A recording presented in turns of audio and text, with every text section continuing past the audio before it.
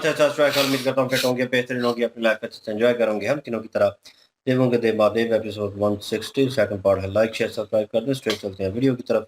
मेरा नाम है मलिक सत्यारी पाल, मेरे साथ हैं Rana Mohammad Ali, Mohammad Sameer Khokhar. So guys let's start. यही प्रार्थना और अपेक्षा सारे संसार की आपसे है महादेव।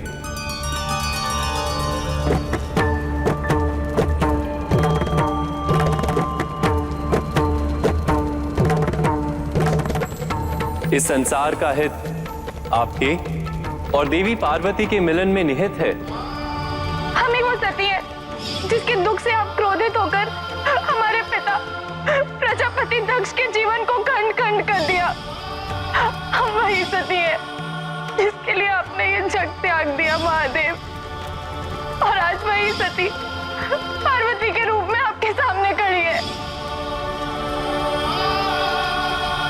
मेरे लिए इससे अधिक दुख की बात क्या हो सकती है कि मेरी सती पुनर्जन्म लेने के बाद भी सती ही रही। सती से शिव के मिलन का परिणाम इस संसार में कौन नहीं जानता। सती से शिव के मिलन में किसी का हित नहीं है,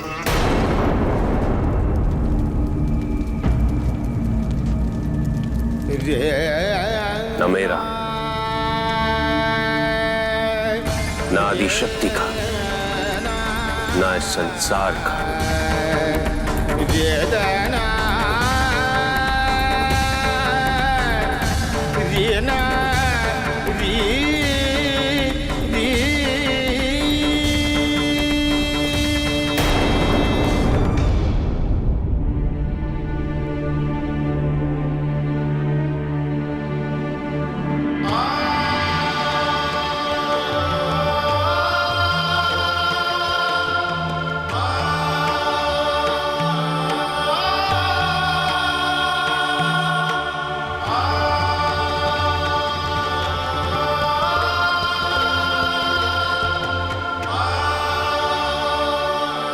हमें देखकर भी पहचान नहीं पाए,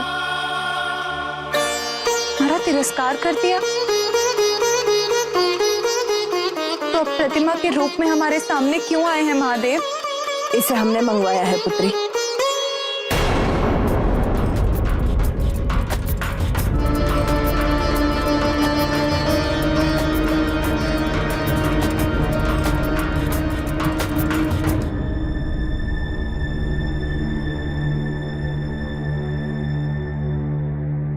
बचपन से तुम्हें महादेव प्रिय है ना?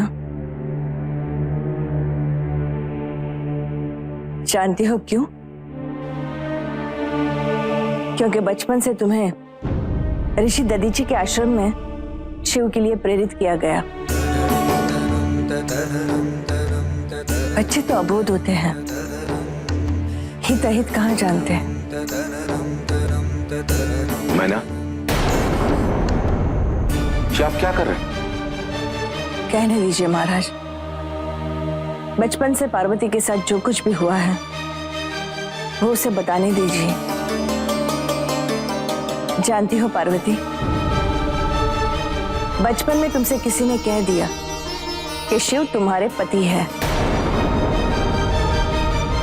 और तुमने इस कथन को सत्य मान लिया और इसी भ्रम में जीने लगी कि शिव से तुम्हारा विवाह होगा। पर भ्रम तो भ्रम होता है पुत्री, सत्य नहीं होता। और आज हम तुम्हारे हृदय से सदा सदा के लिए शिव को निकाल देंगे।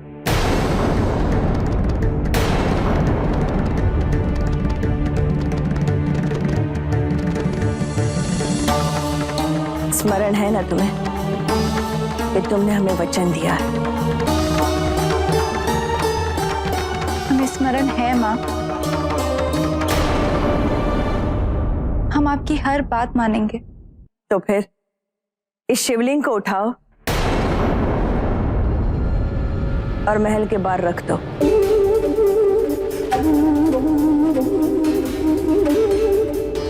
शिव मेरे लिए पत्थर है, केवल पत्थर, जिसका स्थान ना तो मेरे हृदय में है ना ही मेरे घर में, जो केवल विसर्जन के योग्य है। हम वो भूल नहीं करेंगे जो सती ने की थी। हमें महादेव को पाना है और आपके आशीर्वाद से पाना है माँ।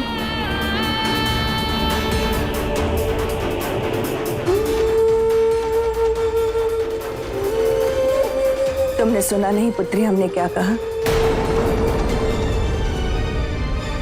सुना माँ, यदि आप यही चाहती हैं तो यही सही, किंतु हम कौन से शिवलिंग को महल से बाहर निकालें?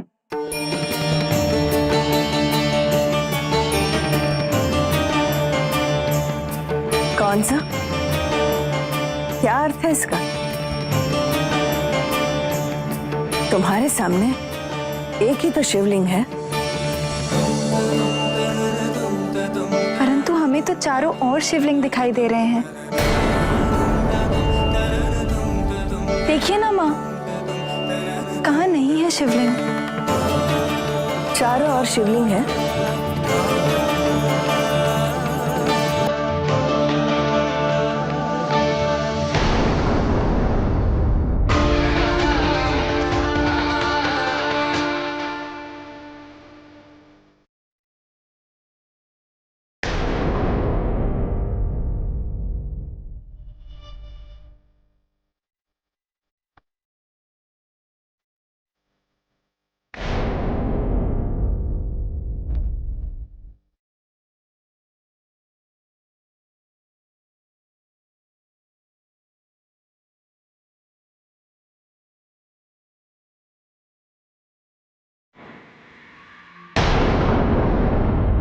बताइए ना माँ, कौन से शिवलिंग को बाहर निकालें?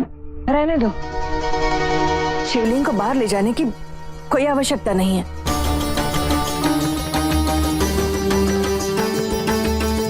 तुमने कह दिया ना कि तुम मेरी इच्छा से विवाह करोगी, बस यही मेरे लिए पर्याप्त है। अपना वचन याद रखना।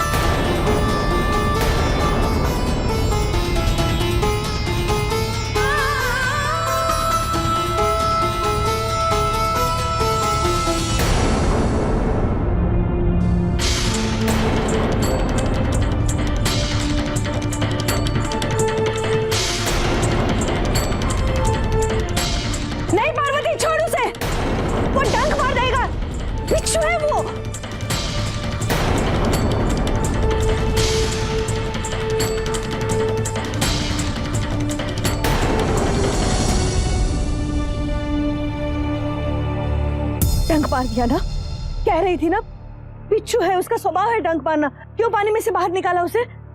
देख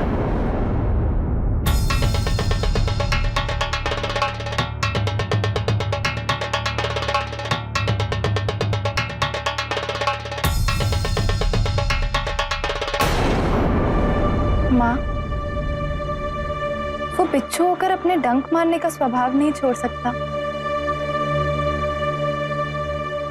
तो हम निर्बल प्राणियों की रक्षा करने का अपना स्वभाव कैसे छोड़ देते?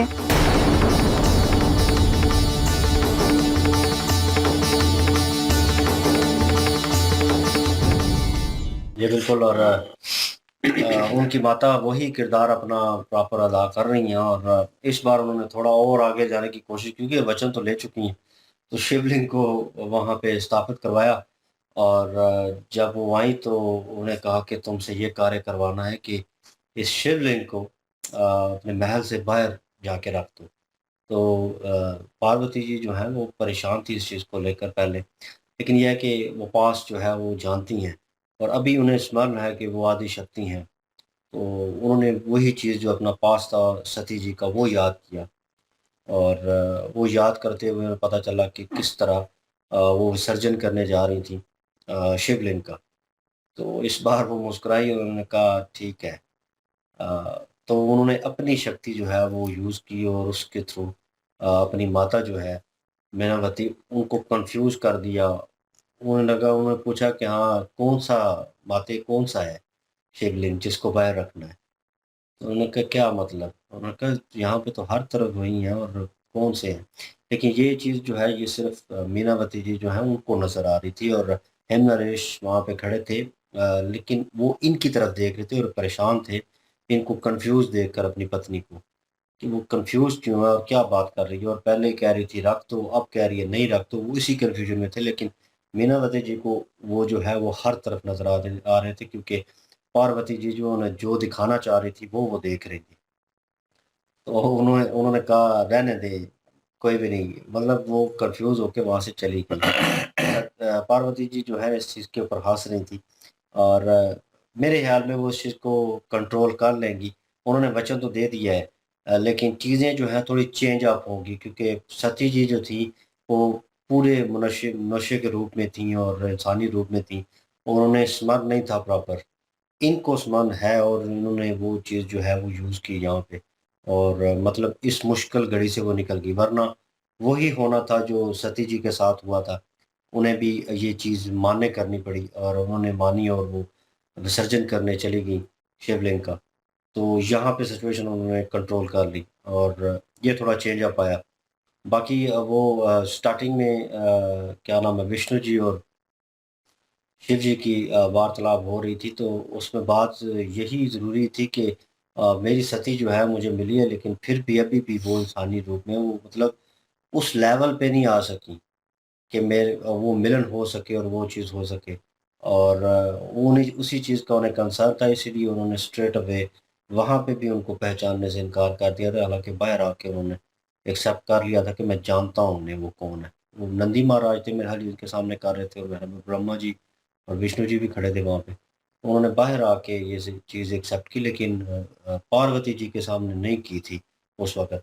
लेकिन नाउ ऑन वो विष्णु जी को बता रहे हैं इस चीज़ के बारे में कि वो वही है, वो चेंज नहीं हो सकी। ये नामुमकिन है, ये होने नहीं चाहिए, और उनके नज़रिए में मेरे ख़्याल में वो इस चीज़ से कह लें कि ना ही कर रहे हैं, बागी हो रहे हैं इस चीज़ से। तो विष्णु जी जो है इस चीज़ को लेकर परेशान हैं, उनके पास कोई जवाब नहीं है फ़िलवक़्त इस चीज़ को। नंदी जो है वो अपनी जगह पे परेशान है, लेकिन देव ऋषि जो है अभी वो क्या नाम है, पार्वती जी से मिले नहीं है, मुलाकात नहीं की, और हो सकता है उनसे मुलाकात हो तो वो और बेहतर तरीके से उनको गाइड कर सके। बिल्कुल जी, यहाँ पे जो सती जी के दूसरे रूप में पार्वती जी जो आई हैं, ये इस योग्य हैं कि इनको किसी भी देवता की सहायता की मेरे ख़्याल में ज़रूरत नहीं पड़ेगी। जितने भी देवता हैं वो अपनी तरफ से प्रयास तो कर रही हैं, जितना वो कर सकते हैं। लेकिन मेरे ख़्याल में जो प्रयास वो कर रही हैं ना, वो अभी सफल नहीं हो रहा, वो बिल्कुल असफल ही जा रहा है। और यहाँ पे पार्वती जी जो हैं, ये सारी चीज़ें उन्हें खुद ही करनी पड़ेंगी। शिव जी को उन्हें खुद ही ये सब कुछ दिखाना पड़ेगा कि वो इस योग्य हैं कि शिव जी उन्हें स्वीकार करें। शिव जी वही चीज़ें सोच रही हैं, जो कभी सती जी के मन में मौजूद थीं। सती जी उसी तरह से जज़्बाती थीं, अपने जज़्बात पर उनका कंट्रोल नहीं था, थोड़ी ज़िद्दी भी थीं, अपनी बात को हमेशा मनवाती थीं। गलत और सही का वो बाद में उनको पता चलता था, लेकिन सबसे पहले वो जिस बात के ऊपर आ जाती थी ना, वो बात वो मनवा के ही रहती थी। इन चीज़ों को लेकर शिव जी कह रहे हैं कि मेरा और सती जी का जो मिलन है ना, वो पूरे संसार के सामने उसका जो परिणाम हुआ है वो देखा है आप लोगों ने। और सती के रूप में पार्वती भी अगर आई है तो मुझे ये स्वीकार नहीं है, क्योंकि ये मेरे जो तीसरी आंख है उसके खुलने का कारण बने, कितना विनाश हुआ ये चीज उनको लग रही है। लेकिन ये चीज उन्हें नहीं अभी मालूम कि जो पार्वती जी जो हैं वो इस चीज के ऊपर भी चिंतित हैं कि ये जो भी हुआ ठीक नहीं हुआ। और दूसरी चीज, शिव जी ने कहा कि आदि शक्ति जो है उनका भी इसमें कोई फायदा नहीं होगा और संसार का भी कोई फायदा नहीं होगा। सती जी का और शिव जी का मिलना हमेशा संसार के लिए नुकसान होगा। अब वो उन्हीं चीजों को लेकर सोच रहे हैं जो पहले इतने ज्यादा नुकसान, इतना बड़ा विनाश हुआ है। लेकिन पार्वती जी जो हैं, देख लें कि उनका कर्तव्य, दो कर्तव्य उनके सामने आ चुके हैं अपने माँ के हृदय को मोम करने के लिए कि ये जो पार्वती जी आपको नजर आती हैं ये साधारण नहीं है, ये बहुत ही ख़ास हैं। ये आदिशक्ति वाला जो रूप है वो आहिस्ता-आहिस्ता उनके अंदर उसका ज्ञान होना शुरू हो गया है। लाइक दैट, जैसे उन्होंने पहले कहा कि किस शिवलिंग को निकालूँ मैं? यहाँ पे तो बहुत सारे शिवलिंग हैं। तो वाक़ई जब उनकी माँ ने देखा तो हर तरफ महल में शिवलिंग थे। और दूसरी चीज़, उन्होंने बिच्छू की जान बचाई। हालाँकि बिच्छू ने उनको डंक भी मारा, लेकिन अपनी माँ को सिर्फ़ वो अपना कर्तव्य बताना चाहती हैं कि जो इंसान की ज़िम्मेदारियाँ हैं, जो इंसान के कर्तव्य हैं, उससे इंसान क्यों पीछे हट जाता है? उन्होंने कहा बिच्छू का कर्तव्य है इंसान को डसना या किसी भी चीज़ को डसना, डंग मारना। वो अपना कर्तव्य नहीं छोड़ सकता, तो हम इंसान होकर, मनुष्य होकर जो निर्बल ये जो चीज़ें हैं, जो कमज़ोर चीज़ें हैं, इनकी मदद करना क्यों छोड़ देती हैं? बिल्कुल जी। और ऐसे ही है सारा। और विष्णु जी ने भी जो है प्रयास किया है। अभी मेरे ख्याल में और वार्तालाप चलेगी इनके दरमियान, शिव जी के दरमियान, और उनको समझाएंगे और वो भी अपनी बातें कहेंगे उनको। और उन शिव जी को तो पता ही है ना पार्वती जी कौन है, और वो जानते हैं, लेकिन वो सिर्फ पार्वती जी के सामने एक्सेप्ट नहीं कर रहे। वही बात के वो देखना चाहते हैं कि ये इनमें वो चीज़ें ख़त्म हुई हैं कि नहीं ख़त्म हुई, या अभी भी मनुष्य वो पंच तत्व में ही कैद हैं या नहीं, तो अभी योग्य नहीं हुई, तो वो यही देखना चाह रहे हैं अभी। तो बहरहाल ये है कि उसके बाद माता जो हैं वो आई हैं, और उन्होंने भी जो है अपनी एक किस्म की वही फिर से वही चीज़ के ये बाहर निकालेंगी, तो मुझे यकीन आ जाएगा कि ये अपने दिल से निकाल चुकी हैं। अब इनको कोई लेना देना नहीं है पार्वती जी को। हालांकि पार्वती जी ने जो है वो वचन दिया हुआ है, उनको फिर भी यकीन नहीं आ रहा। उनको फिर भी जो है वो कोई ना कोई इम्तिहान लेने की कोशिश कर रही हैं कि ये बाहर अगर छोड़ के आएंगी समझूंगी कि ये सारा कुछ ठीक हो गया, वचन ठीक है। लेकिन जब देखा इतने पड़े हुए हैं वहाँ पे शिवलिंग, तो उन्होंने फिर कह दिया कि ठीक है, नहीं रहने दो, और वचन याद रखना, बस वचन का स्मरण रखना कि अब मेरी मर्जी से जो है वो विवाह करेंगे। उन्होंने कह दिया आपकी मर्जी से ही होगा जो भी होगा। और शिव जी को ज़ाहिर है उन्होंने विवाह करना है, लेकिन माता जी जो है वो उस चीज़ की मर्जी जो है उनकी शामिल होगी, और वो लेके आएंगी, प्रयास कर रही हैं पार्वती जी। बिच्छू वाली एक और चीज़ होगी, उसमें भी प्रयास किया है, और शिवलिंग वाली बात पे भी प्रयास किया है। तो बहरहाल अभी आगे देखते हैं जी आगे क्या होता है अब। बिल्कुल जी, और नेक्स्ट पार्ट में चलते हैं। लाइक शेयर सब्सक्राइब कर दीजिएगा। इंशाल्लाह मिलते हैं नेक्स्ट वीडियो में। अपना ख्याल रखिएगा, दुआ में याद रखिएगा। तब तक के लिए अल्लाह अल्लाह हाफिज, हाफिज़। पेश।